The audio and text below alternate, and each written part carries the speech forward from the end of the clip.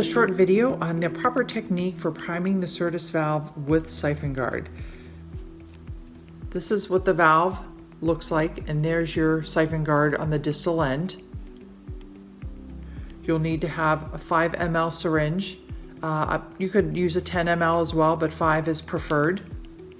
We also have a priming adapter that comes with a catheter, small piece of silicone catheter that comes in the package with the valve. And then you'll need some type of solution. We do recommend that all CERTAS valves are primed prior to implantation. And you'll want to use a solution that is pyrogen free. It can be sterile saline or sterile water. But I think it's important that you don't fill, flush, or pump the valve with a fluid in which any type of cotton gauze or other lint releasing material has been soaked. You don't want to introduce any type of lint inside the valve, which may occlude the flow of CSF once it's been implanted in the patient. So basically at this point, you're going to take your syringe and you're going to take your solution and you're going to fill the syringe. And then it's important to push out any existing air bubbles that you have. And so you want that fluid coming all the way out of the top and any air bubbles released. Then you'll hook your lure adapter, and then you'll take your CERTAS valve with Siphonguard, and it's going to go into the inlet portion. The Siphonguard is always on the outlet portion. So you'll make that connection as such. And then you're going to point the valve downward.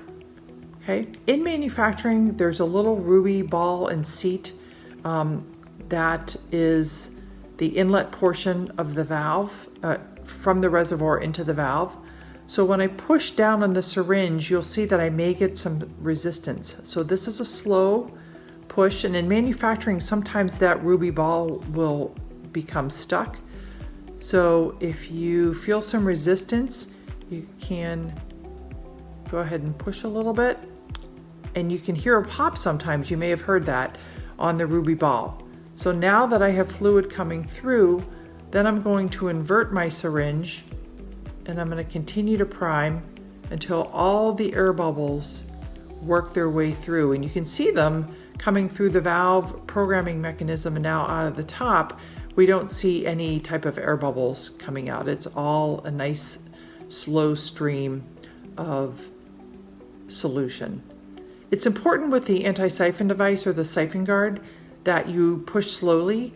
One of the benefits of the anti-siphon device or Siphonguard is that it will resist flow when it senses over drainage in the valve. So we want to take precaution not to create too much pressure on that.